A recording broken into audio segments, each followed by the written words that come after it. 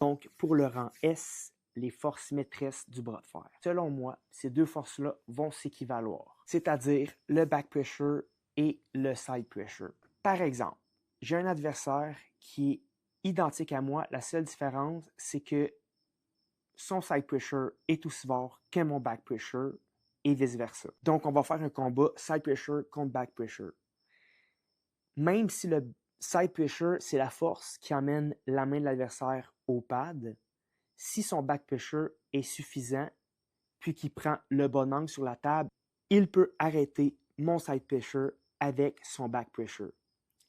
À l'inverse, si son but c'est de tirer le match vers lui avec son back pressure, si je change mon angle et que j'applique mon side pressure dans l'angle de son back pressure, je peux l'empêcher d'appliquer sa pression arrière comme il se doit. Qu'est-ce que le back pressure?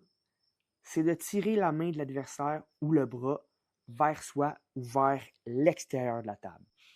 Un drag hook ou un posting top roll, les deux vont appliquer du back pressure. Les principaux muscles utilisés dans le back pressure vont être le brachioradial, le brachial, les deux faisceaux du biceps selon la rotation de la main, les muscles dorsaux et de la chaîne postérieure. Maintenant, pour le side pressure, c'est la force latérale qui nous permet d'amener la main de l'adversaire au pad. Les principaux muscles utilisés dans le side pressure vont être le sous-scapulaire, les pectoraux et le grand dorsal. Ces deux forces-là, c'est vraiment la base. Elles peuvent travailler pratiquement sans l'aide des autres forces. C'est pourquoi elles font partie du tiers S.